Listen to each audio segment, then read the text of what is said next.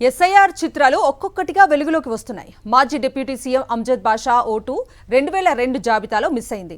ఆయనతో పాటు వారి కుటుంబ సభ్యుల ఓట్లు, వారి ఇంటి పక్కనున్న వరుసగా 4 ఇళ్ల వరకు ఓట్లు గల్లంతయ్యాయి. దీంతో అంజద్ బాషా జిల్లా కలెక్టర్కు ఫిర్యాదు చేశారు.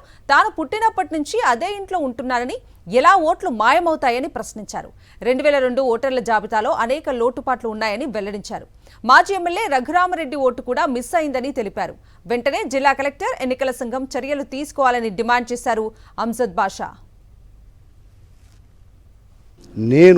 నాకు సంబంధించి మా యొక్క డోర్ నెంబర్ 19/420, మరి ఈ డోర్ నెంబరు నేను పుట్టినప్పటి నుంచి ఆ ఇంట్లోనే పుట్టాను. నాకు 55 ఏళ్ళు.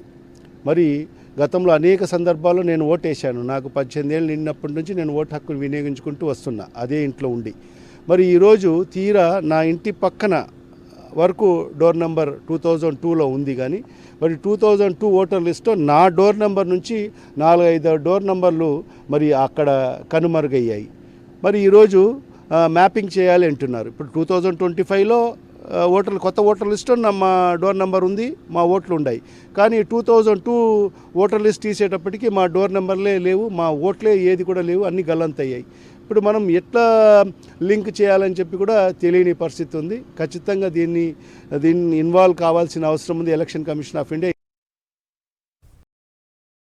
మరిన్ని అప్డేట్స్ కోసం ఛానల్ను సబ్స్క్రైబ్ చేయండి. నోటిఫికేషన్స్ కోసం బెల్ ఐకాన్ పై క్లిక్ చేయండి.